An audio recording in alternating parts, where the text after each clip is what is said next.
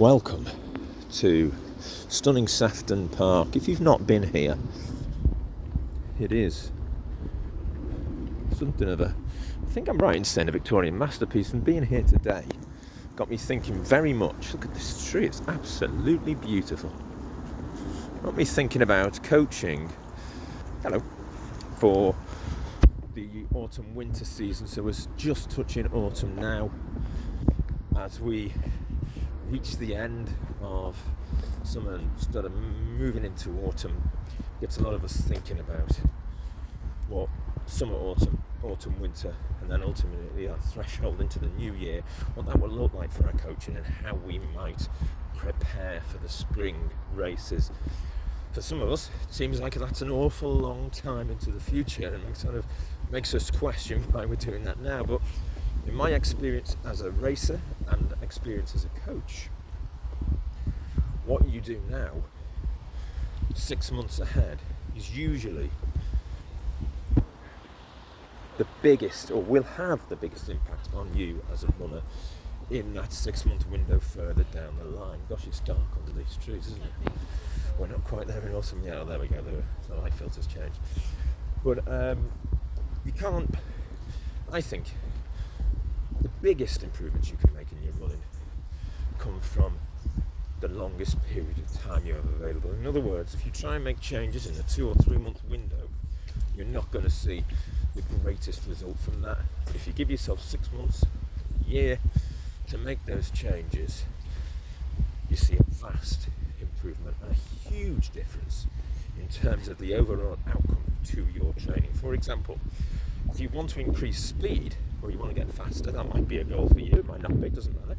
But if it is, and you have 3 or 4 months, you're just not going to see those improvements. If you subscribe to the slowing down approach to speed up like I do, that's going to take you at least a month to a month and a half just to get used to, mentally and physically, the slowing down approach. Now that works wonders.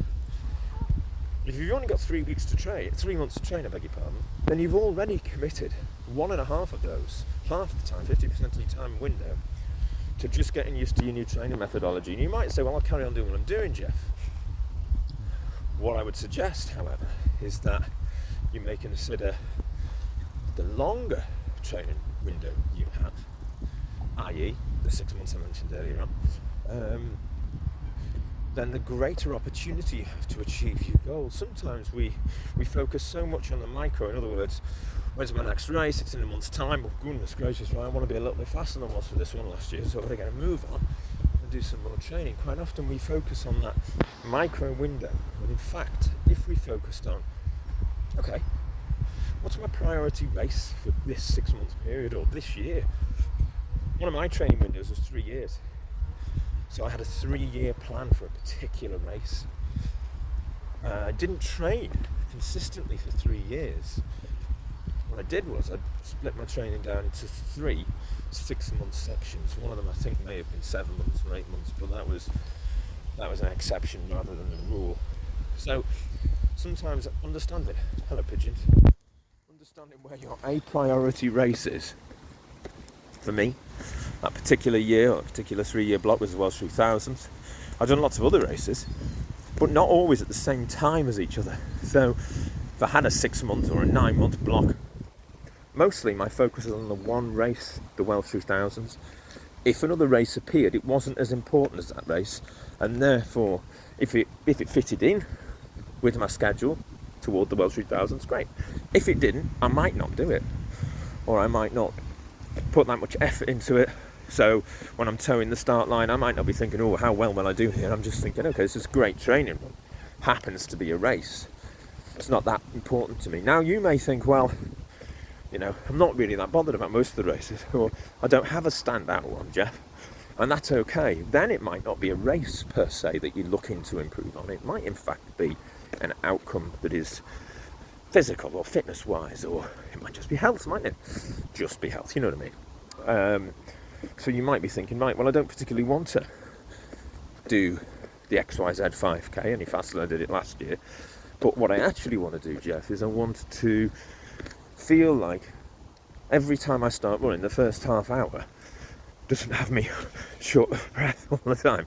So that might be your outcome, that might be your goal. And if that's your goal, then that's somewhat different, because then what you can do, you see, is you can plan out a strategy that is as long as it needs to be, with zero pressure of racing or anything like that.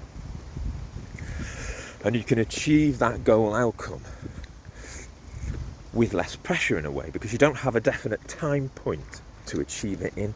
You can in fact say, right, my running goal, the goal I've got for this particular running section is to run in what I determine is a fitter way. So I'm less out of breath when I start, or I can run slightly farther than I used to